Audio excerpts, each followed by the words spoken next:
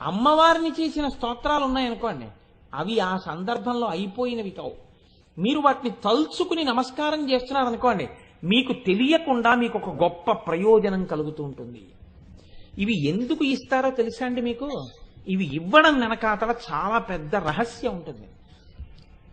అవి అన్వయం చేసుకుని విని ఒక్కసారి నీ జీవితాన్ని ధన్యం చేసుకో అని చెప్పడానికే ఈ నామం వచ్చింది.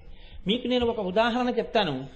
సర్వమంగళమాంగళ్యే శివే సర్వార్థ సాధికే శరణ్యే త్రయంబకే దేవి నారాయణి నమోస్తుతే. ఇదొక శ్లోకం. ఇది ఎక్కడదో తెలుసా అండి? చండీ మంత్రము యొక్క మాలార్ణవము అని చెప్పి అమ్మవారి యొక్క దేవీ వైభవము అని ఒకటి ఉంది. ఆ దేవీ వైభవాన్ని వర్ణించేటటువంటి ఘట్టంలో ఈ శ్లోకం ఉంది. ఈ శ్లోకంలో ఏమంటారంటే సర్వమంగళ మాంగళ్యే శివే సర్వార్థ సాధికే. అమ్మా, సర్వమంగళ మాంగళ్యే, సర్వమంగళములకు కూడా మంగళప్రదమైన దానా, శివే మంగళములనిచ్చేదానా, సర్వార్థ సాధికే, ఏది జరగాలన్నా ఎవరి అనుగ్రహం ఉంటుందో ఆ వారి వలన జరగవలసినటువంటి పనులన్నీ ఉన్నాయి అని చెప్పినప్పుడు ఆ తల్లి ఎవరో అటువంటి తల్లివైనదానా, సర్వార్థ సాధికే శరణ్యే త్రయంబకే దేవి, మూడు కన్నులున్నవో తల్లి నీకు నేను శరణాగతి చేస్తున్నాను. శరణ్యే త్రయంబకే దేవి నారాయణి నమోస్తుతే, నారాయణి నారాయణుని చెల్లెలా నీకు నమస్కరించుతున్నాను. ఇది బాహ్యార్థం.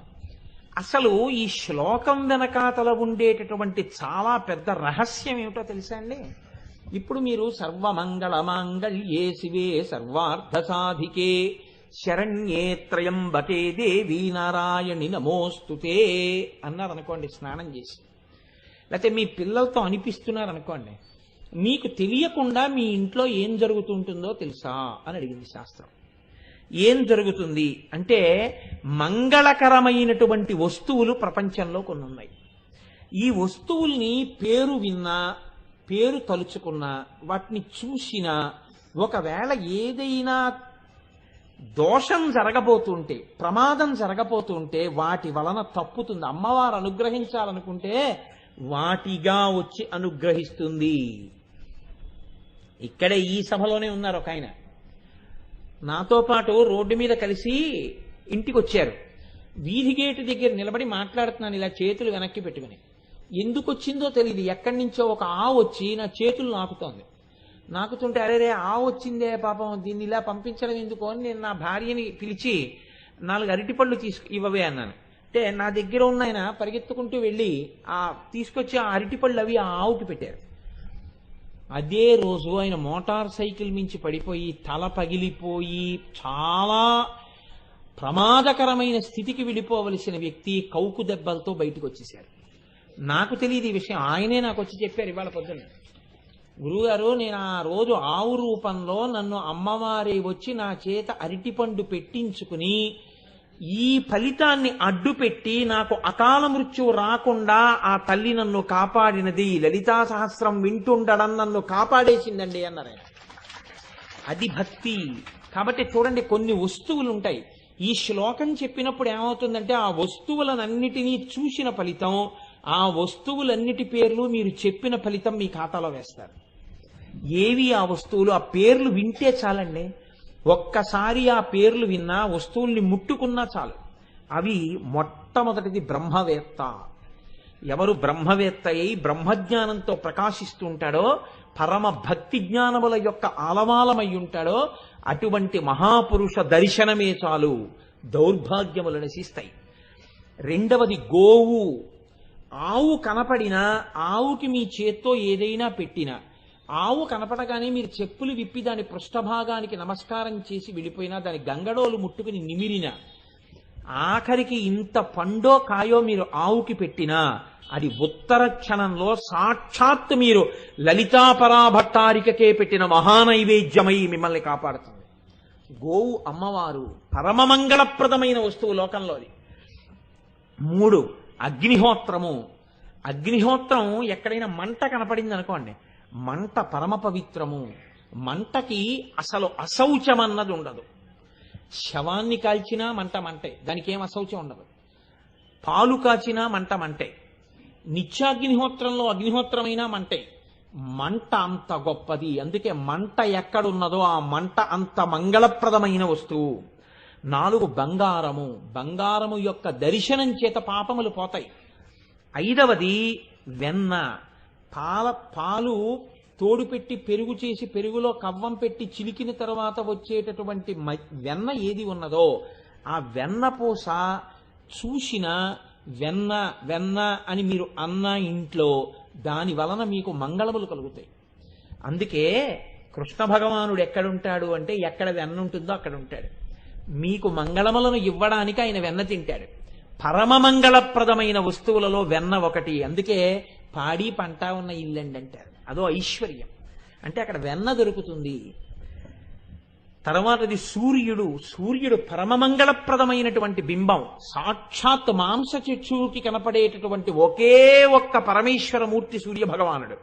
అందుకే సూర్య దర్శనం ఒక్కసారైనా నమస్కారం చేయకుండా అసలు ఆ రోజు గడపకూడదు.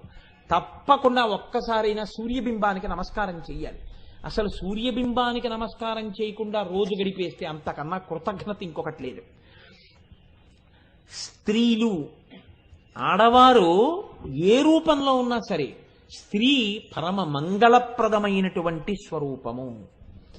అలాగే రాజు ప్రభు దర్శనం, ప్రభువుని దర్శనం చేస్తే రాజ్యాన్ని పరిపాలించేటటువంటి ప్రభువు మంగళప్రదుడై ఉంటాడు. ప్రభు దర్శనము ఉట్టినే పోదు, కాపాడి తీరుతుంది. కాబట్టి ఇవి మంగళప్రదమైనటువంటి వస్తువులు.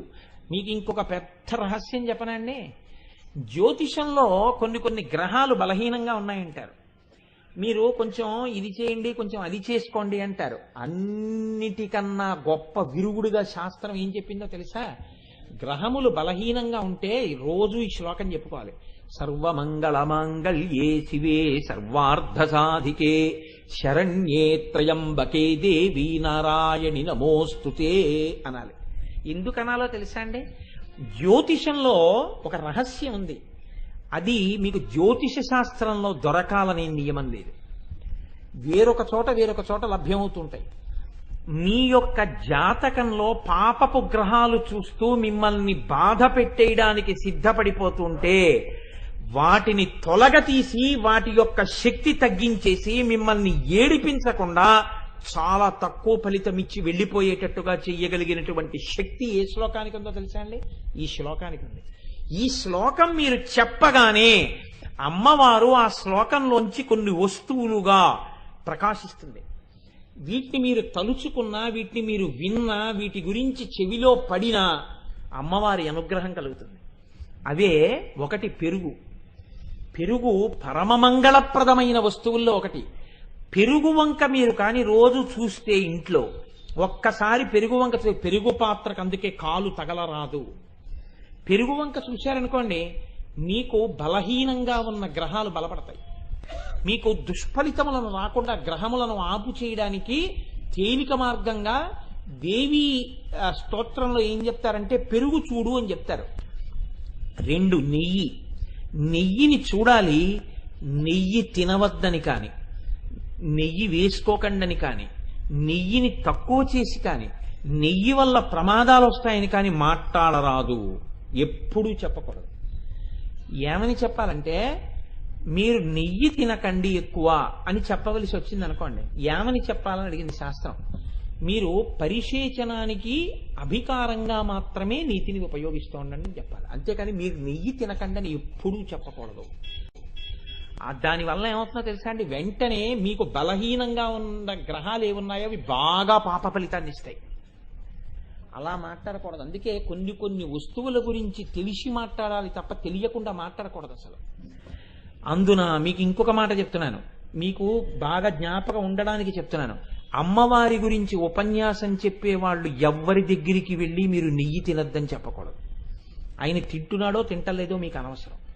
ప్రయత్నపూర్వకంగా వెళ్ళి అమ్మవారి గురించి ఉపన్యాసం చెప్తున్న వాడి దగ్గరికి నెయ్యి తినకండి అని మీరు చెప్తే మీ ఖాతాలో పాపం వేస్తారు. నేను అబద్ధం చెప్పాననుకుంటే ఈ అధ్యాయం దేవీ భాగవతంలో ఉందో లేదో మీరు చదువుకోండి. అలా చెప్పకూడదు. కొన్ని పరమమంగళప్రదమైన వస్తువులు ఉంటాయి, వాటి గురించి ఎన్నడూ అన్యంగా ప్రస్తావన చేయరాదు.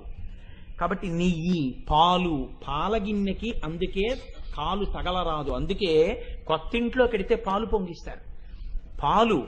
పాలవంక మీరు చూసి పాలకి నమస్కారం చేస్తే మీ గ్రహాలు బలపడతాయి. మంగళప్రదమైనటువంటి వస్తువు, అందులో అమ్మవారు ఉంటుంది.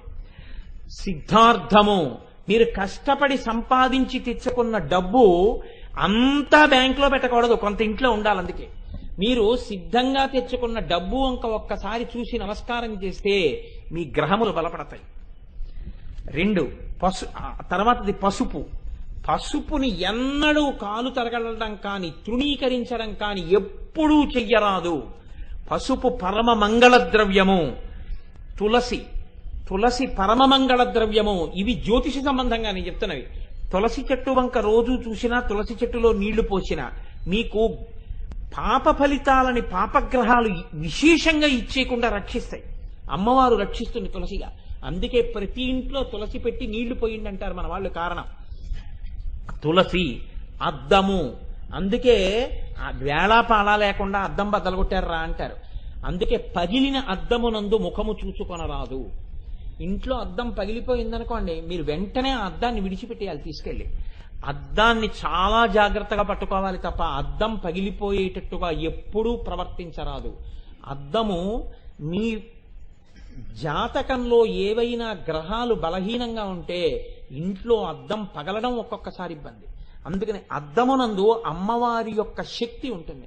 అద్దంలో ఓసారి చూసుకుంటే మంగళం కలుగుతుంది. అందుకే పెళ్లి కొడుక్కి స్నాతకం చేసినప్పుడు అద్దం చూపిస్తారు. చూపించి ఇంక ఇవాళ నుంచి నువ్వు అద్దం చూసుకో అని చెప్తారు. ఎందుకంటే ఆయన 10 కాలాలు ఉండాలి, దానివల్ల ఆవిడ పసుపుతాడు ఉండాలి, ఆ కుటుంబం వృద్ధిలో ఉండాలి. అద్దం మంగళ వస్తువు, అమ్మవారి అనుగ్రహాన్ని ఇస్తుంది. పుష్పము, పువ్వు ఎక్కడన్నా కింద కనపడింది అనుకోండి, ప్రత్యేకించి సువాసిని ఎప్పుడు ఆ పువ్వును అలా వదిలిపెట్టి వెళ్ళకూడదు. తీసి గోడ మీద చెట్ల కిందో పెట్టి వెళ్ళాలి తప్ప పువ్వును అలా విడిచిపెట్టి వెళ్ళకూడదు. అమ్మవారు ఉంటుంది పువ్వులందు.